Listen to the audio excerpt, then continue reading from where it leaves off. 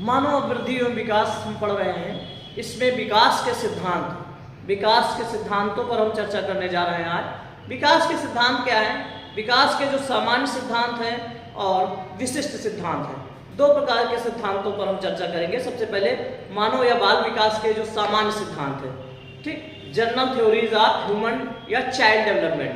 ठीक, मानव विकास के जो सिद्धांतों में प्रमुख सिद्धांत हैं, जो पहला है निरंतर विकास का सिद्धांत।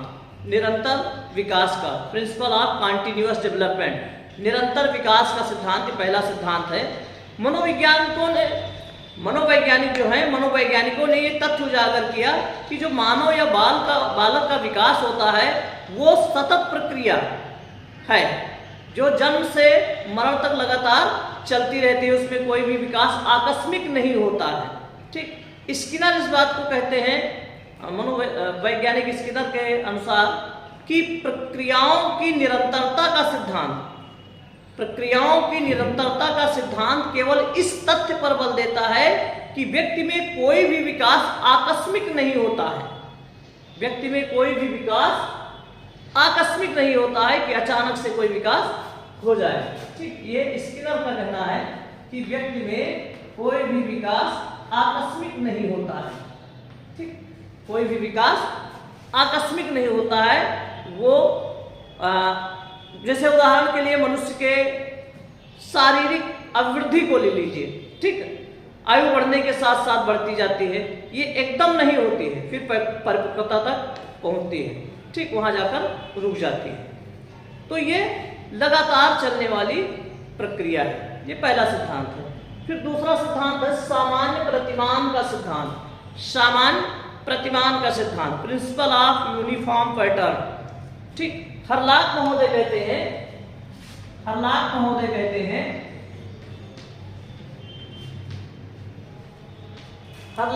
हैं कि प्रत्येक जीव, प्रत्येक जाति, चाहे वो पशु हो या मानव हो, प्रत्येक जात होती है वो अपने जात के अनुरूप विकास के प्रतिमान का अनुसरण करती है। प्रत्येक जाति, चाहे वो पशु हो या मनुष्य हो, अपनी जात के अनुरूप विकास के सिद्धांत का अनुसरण करती है। ठीक, मानव विकास एक निश्चित प्रतिमान के आधार पर होता है।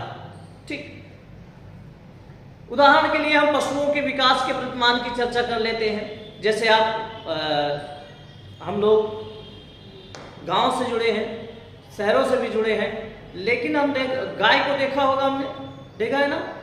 गाय के बच्चे को कभी देखो, गाय जब बच्चे को जन्म देती है तो गाय का बच्चा जन्म के कुछ ही समय बाद धीरे धीरे खड़ा होने लगता है अपने आप और चलने फिरने लगता है।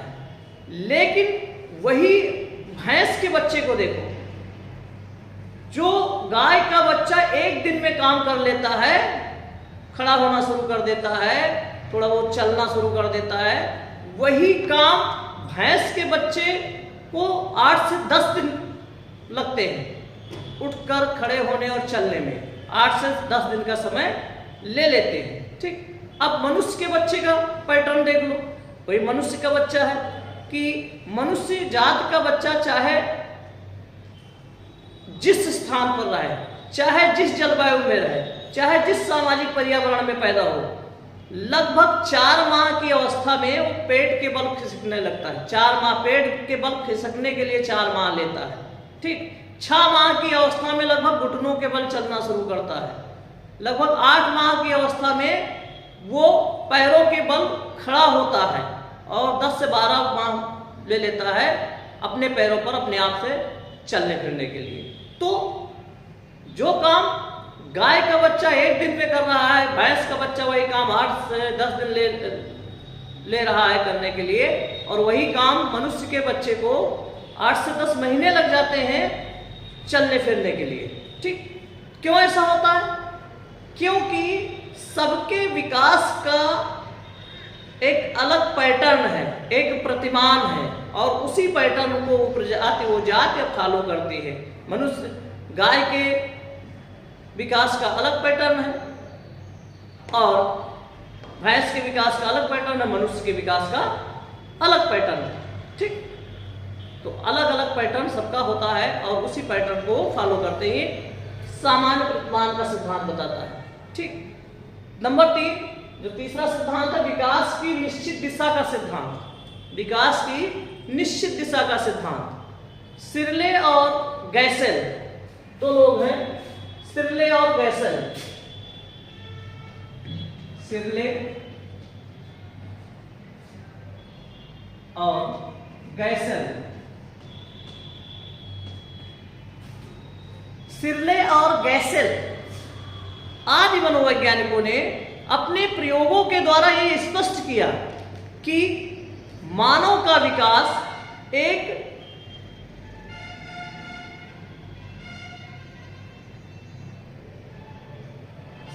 विकास की निश्चित दिशा का सिद्धांत की जब हम बात करते हैं, विकास की निश्चित दिशा का सिद्धांत। ठीक, ये मनोवैज्ञानिकों ने अपने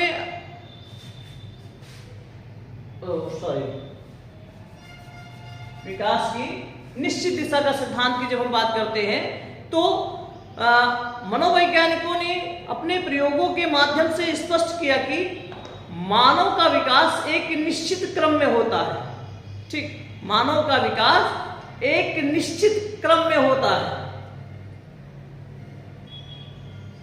एक निश्चित क्रम में होता है। ठीक, किसी भी प्रकार का विकास हो, शारीरिक हो, मानसिक हो या किसी अन्य प्रकार का विकास हो, एक निश्चित दिशा में होता है।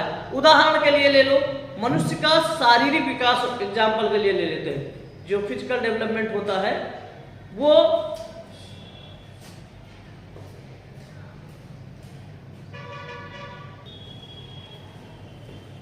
विकास की निश्चित दिशा का सिद्धांत जो है वो बताता है कि एक निश्चित दिशा में विकास होता है। ठीक, जैसे मनुष्य के शारीरिक विकास को ले लो तो वो सदैव सिर से पैर की ओर होता है। इसको हम कई जगह मस्तकेधोमुखी या सिरा पुच्छीय दिशा कहते हैं, मस्तकोन्मुखीय विकास कहते हैं, यानी मस्तिष्क से जो सिर होता है उससे पैर की ओर। ठीक, सबसे पहले सिर का विकास होता है, फिर धड़ का विकास होता है, फिर पेट का विकास होता है, फिर पैरों का विकास होता है, तो ऊपर से नीचे की ओर। ये कई बार पूछा गया क्वेश्चन है कि बालक का विकास होता है, ठीक, पेट से सिर की ओर, पेट से पैर की ओर या सिर से पैर की ओर, तो बालक का या मनुष्य का विकास ऊपर से नीचे की ओर होता है। सबसे पहले सिर का विकास, फिर धड़ का, फिर पेट का, फिर पैर का, इस तरह से एक निश्चित दिशा में उसका विकास, अंत में सबसे अंत में पैरों का विकास होता है। ठीक, अधोमस्तकीय सिद्धांत भी इसको कहा गया है। ठीक, या मस्तकेधोमुखी या सिरापुच्छीय दिशा सिद्धांत भी कहा गया है इसको। तो ये बताता है कि बालक का विकास एक निश्चित दिशा में होता है। फिर विकास क्रम का सिद्धांत। ठीक, विकास क्रम का सिद्धांत जिसकी अभी हमने पहले चर्चा कर दी थी, ध्यान न देने के कारण। सिरले और गैसल, सिरले और गैसल आज मनोवैज्ञानिकों ने अपने प्रयोगों के द्वारा ये स्पष्ट किया कि मानव का जो विकास होता है, ठीक, मानव का जो विकास होता है वो एक निश्चित क्रम में होता है। मानव का विकास एक निश्चित क्रम में होता है। एग्जाम्पल के लिए, उदाहरण के लिए आप समझ लीजिए कि भाषा विकास को ले लो। ठीक, भाषा विकास को ले लो एग्जाम्पल के लिए। भाषा विकास में बच्चे केवल जन्म के समय केवल रोने की ध्वनि निकालता है। उसके बाद वो जिन जिन के संपर्क में आता है, ठीक, जिनके जिनके भी संपर्क में आता है उनके ध्वनियों को सुनता है, अनुकरण करता है और वैसा बोलने का प्रयास करता है। ठीक, जब भाषा बोलना सीख जाता है तो पढ़ना लिखना सीखता है। ठीक, एक निश्चित क्रम में होता है। जैसे भाषा विकास का क्रम ले लो, हमने बताया आपको, सबसे पहले बालक सुनना सीखता है। सबसे पहले बालक सुनना सीखता है। सुनने के परिणाम स्वरूप वो जो चीजें सुनी है उसको मुंह से निकालने का प्रयास करता है तो बोलना सीखता है। बोलने के बाद वो पढ़ना सीखता है और पढ़ने के बाद लिखना सीखता है। ठीक, इस तरह से निश्चित क्रम में उसका विकास होता है। बालक सबसे पहले क्या सुनता है? रोना और हंसना, ये निरर्थक क्रियाएं होती है, भाषा विकास के अंतर्गत नहीं आती है। सबसे पहले भाषा विकास के अंतर्गत वो क्या सीखता है? सुनना। जो उसके कान में आवाज जाती है उसको ही वो मुंह से निकालने का प्रयास करता है, जिसके परिणाम स्वरूप वो बोल पाता है। और जब बोलने लगता है फिर आगे पढ़ना शुरू कर देता है, और जब पढ़ने लगता है उसके बाद लिखना शुरू करता है। आज हम देखते हैं कि हम आज भी कुछ भी लिख रहे हैं तो पहले पढ़ लेते हैं फिर लिखते हैं।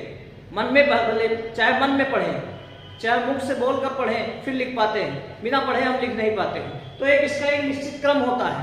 ठीक, जितना स्पष्ट ध्यान से चीजों को सुनोगे उतना ही बेहतर उसके बारे में बोल पाओगे, और जितना बोलना सीख पाओगे उतना ही पढ़ना सीख जाओगे। जितना अच्छा पढ़ना सीख जाओगे उतना अच्छा लिखना सीख जाओगे। इसका एक क्रम है। हाँ, अगर कोई क्रम टूटा तो विकास रुक जाता है। कोई क्रम टूटा तो विकास रुक जाता है। जैसे आपने देखा होगा कि जो बच्चे बहरे होते हैं वो गूंगे भी होते हैं। जो बच्चे बहरे होते हैं वो गूंगे भी होते हैं। उसके पीछे का रीजन यही है कि वो सुने ही नहीं, उनके कान में आवाज गई ही नहीं। और जब कान में आवाज गई नहीं तो मुंह से बोलेंगे नहीं। जब कान में आवाज नहीं जा रही तो मुंह से बोलने का प्रयास नहीं करेंगे, और बोलेंगे नहीं तो पढ़ कैसे पाएंगे? पढ़ेंगे नहीं तो लिख बिल्कुल नहीं पाएंगे। तो एक निश्चित क्रम में चीजें चलती हैं। ठीक, ये विकास क्रम का सिद्धांत बताता है। ठीक, एक सीक्वेंस होता है। फिर बात आती है सामान्य से विशिष्ट प्रतिक्रियाओं का सिद्धांत। सामान्य से विशिष्ट प्रतिक्रियाओं का सिद्धांत। ठीक, principle of general to specific response. ठीक, जनरल टू स्पेसिफिक रिस्पॉन्स पहले हमने बताया था विकास क्रम का सिद्धांत, जिसको अंग्रेजी में कहते हैं प्रिंसिपल ऑफ डेवलपमेंटल सीक्वेंस। ठीक, दूसरा है सामान्य से विशिष्ट प्रक्रियाओं का सिद्धांत, जिसको अंग्रेजी में कहते हैं principle of general to specific response. सामान्य से विशिष्ट प्रतिक्रियाओं का सिद्धांत। ठीक, मनोवैज्ञानिकों ने स्पष्ट किया कि मनुष्य का विकास सामान्य प्रतिक्रियाओं से विशिष्ट प्रतिक्रियाओं की ओर होता है। हर्लॉक कहते हैं कि विकास की सब अवस्थाओं में, हर्लॉक के अनुसार विकास की सब अवस्थाओं में बालक की प्रतिक्रियाएं विशिष्ट बनने से पूर्व सामान्य प्रकार की होती हैं। विकास की सब अवस्थाओं में बालक की प्रतिक्रियाएं विशिष्ट बनने से पूर्व सामान्य प्रकार की होती हैं। फॉर एग्जाम्पल हम कह सकते हैं, उदाहरण के लिए, कि बच्चा पहले हर वस्तु को अपने मुंह में डाल लेता है। छोटा बच्चा होता है, जो उसके हाथ में आता है उठाकर मुंह में डाल लेता है। लेकिन कुछ समय बाद वो अनुभव के द्वारा केवल उन्हीं पदार्थों को मुंह में डालता है जो खाने के योग्य हैं। ठीक,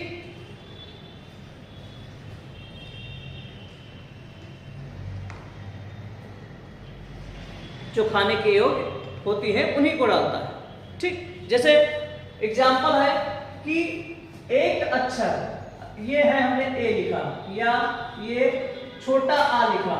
ठीक, इसको लिखने के लिए हमने शुरुआत में हमको ओवर राइटिंग कराई गई होगी, लिखाया गया होगा, उंगली पकड़ कर लिखाना सिखाया गया, बहुत सारी क्रियाएं हुई होंगी, तब हम ये ए या आ लिख पाए होंगे।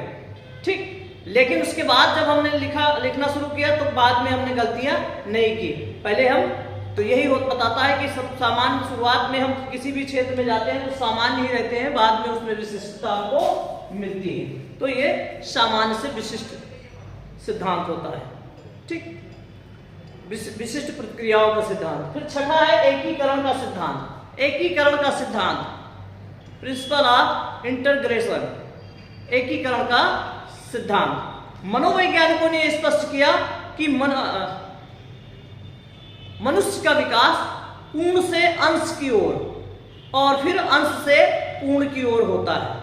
ठीक, इसी तथ्य को उन्होंने एकीकरण के सिद्धांत के रूप में प्रतिपादित किया। ठीक, विकास में पूर्ण से अंशों की ओर और अंशों से पूर्ण की ओर गति रहती है। ठीक, फॉर एग्जाम्पल हम कह सकते हैं कि जब बच्चा 4-5 माह का होता है तो उसके सामने कोई भी अगर वस्तु रखोगे तो वो उस वस्तु को उठाता है, ये उंगलियों से पकड़कर नहीं उठाता चीज़ों को, ऐसे पूरे हाथ से ऐसे पकड़ता है, ऐसे पूरा पंजा मारता है, ठीक। लेकिन कुछ समय बाद देखा जाता है कि धीरे धीरे वो उन चीज़ों को उंगलियों से पकड़कर उठाना, पेन अगर ये चाक है इसी को उठाना है तो हम उठाएंगे उंगलियों से, ये अंश है। और छोटा बच्चा होता है तो सबसे पहले जो उठाना सीखता है वो पूरे पंजे से इसको पकड़ता है, ये पूर्ण है। तो पूर्ण से अंश की ओर, फिर अंश से पूर्ण की ओर होता है, ठीक। उसके बाद धीरे धीरे उंगलियों का प्रयोग करना सीखता है और जब थोड़ा और बड़ा हो जाता है तो उस वस्तु के बारे में देखने समझने और हाथ से उठाने की क्रिया, कई बार ये उठा रहा है तो देख भी रहा है कि हाँ ये व्हाइट है, इसको लिखा जाता है, ये सोच भी रहा है, तो एक साथ कई चीज़ें वो करने लगता है, ये तो एकीकरण हो जाता है इसका, ठीक। फिर है विकास की विभिन्न गति का सिद्धांत, विकास की विभिन्न गति का सिद्धांत, ठीक। विकास की विभिन्न गति का सिद्धांत जो है principle of different rate of development, ठीक। विकास की विभिन्न गति का सिद्धांत ये बताता है कि मनुष्य का विकास जो होता है भिन्न भिन्न अवस्थाओं में भिन्न भिन्न तरीके से होता है, ठीक। अलग अलग अवस्थाओं में अलग अलग तरीके से होता है। जैसे अब 4 अवस्थाओं में बांट दिया जाए, शैशवावस्था, बाल्यावस्था, किशोरावस्था और प्रौढ़ावस्था। तो इसमें कहा जा सकता है कि शैशवावस्था जो होती है उसमें ग्रोथ और डेवलपमेंट दोनों बहुत तेजी से होते हैं, बाल्यावस्था में धीमे होती है, किशोरावस्था में समान गति से होती है, ठीक। अगर हम अलग अलग डिवाइड करें तो कह सकते हैं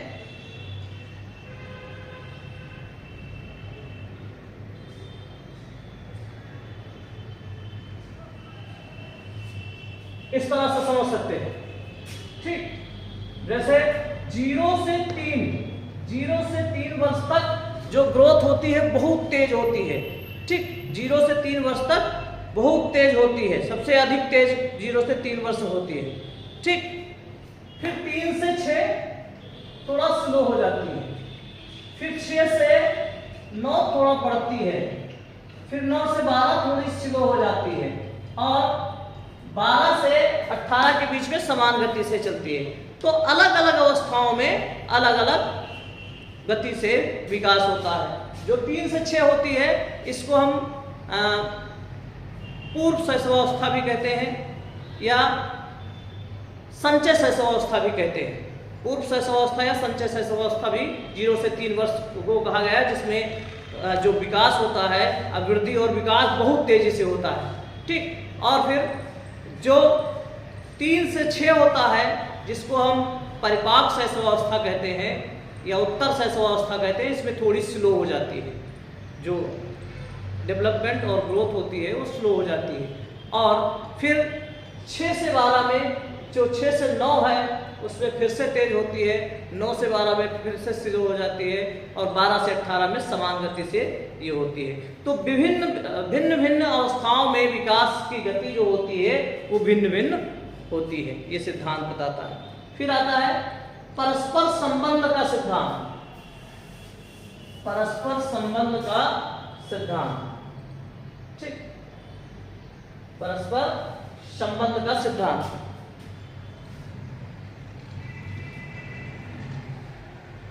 प्रिंसिपल ऑफ इंटर रिलेशन, परस्पर संबंध का सिद्धांत ये होता है प्रिंसिपल ऑफ इंटर रिलेशन।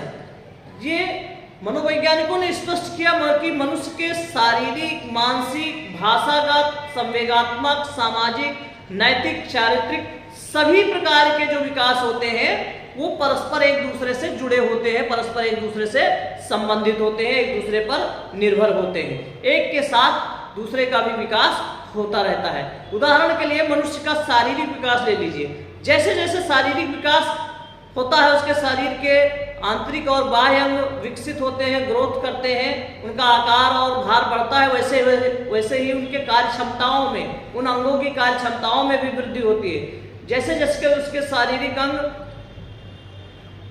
कर्मेंद्रिया और ज्ञानेंद्रियों की क्षमता बढ़ती है, वैसे उनके मानसिक विकास होते हैं, उनके भाषा का विकास होता है, उनके संवेगात्मक विकास होता है, सामाजिक उनका विकास होता है, नैतिक चारित्रिक विकास होता है। तो ये सब सारे प्रकार के विकास, ये नहीं कि पहले शरीर बढ़ जाए फिर बुद्धि बढ़नी शुरू हो, बुद्धि बढ़ जाए फिर संवेग पैदा हो, ऐसा नहीं है। सब विकास एक दूसरे से जुड़े हुए हैं। ठीक, ये अलग चीज है कि उचित पर्यावरण और शिक्षा के द्वारा इसमें अंतर किया जा सकता है। ठीक, किसी में तेजी से हो जाते हैं, किसी में धीमे धीमे होते हैं। ठीक, ये होता है। फिर बात करते हैं वंशानुक्रम एवं पर्यावरण की अंतःक्रिया का सिद्धांत। ठीक, principle of interaction of heredity and environment. ठीक, मानव विकास के दो मूल कारक हैं। हम, मानव मतलब हम, बालक। ठीक, हम जो भी हैं, जैसे भी हैं, उसके पीछे दो फैक्टर हैं, हम हो चाहे आप हो।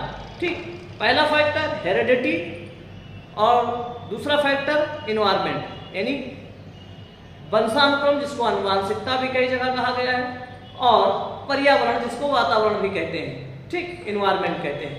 ठीक, अब वंशानुक्रम क्या है? जो बच्चा अपने वंश यानी माता पिता के जीन्स से प्राप्त करता है वो वंशानुक्रम होता है, और जो पर्यावरण होता है यानी कि जन्म के समय तक जो मिला वो सब वंशानुक्रम, और जन्म के बाद जो भी उसको मिला वो पर्यावरण के अंतर्गत आता है। पर्यावरण में उसका प्राकृतिक और सामाजिक परिवेश आता है जिसमें वो रहता है। वंशानुक्रम उन सीमाओं को निश्चित करता है जिसके आगे वो नहीं जा सकता है। जो वंशानुक्रम होता है बालक के विकास की उन सीमाओं को निश्चित करता है जिससे आगे वो नहीं जा सकता है, जिसके आगे बालक का विकास नहीं किया जा सकता है। ठीक, यदि कोई बालक अपने माता पिता के लंबाई वाले जीन्स से वंचित रह जाता है तो वो लंबा नहीं हो सकता। ठीक, यदि कोई बालक अपने माता पिता के गोरे होने वाला या बुद्धि वाले जिनसे वंचित रह जाता है तो उसको बुद्धिमान या गोरा नहीं बनाया जा सकता है। ठीक, ये वंशानुक्रम होता है। चेहरे का रंग, उसका आकार, उसकी बनावट, ठीक, मेल फीमेल, इसके साथ साथ बुद्धि, अक्षमता, ये सब वंशानुक्रम से मिलते हैं। पर्यावरण की बात है तो पर्यावरण बदलता रहता है, इन्वायरमेंट बदलता रहता है। जैसे हमारे माता पिता जो नहीं कर पाए हैं, जो नहीं पढ़ लिख पाए हैं, उससे ज़्यादा बेहतर हमको इन्वायरमेंट देने का प्रयास करते हैं कि कुछ बेहतर हम कर ले जाएं।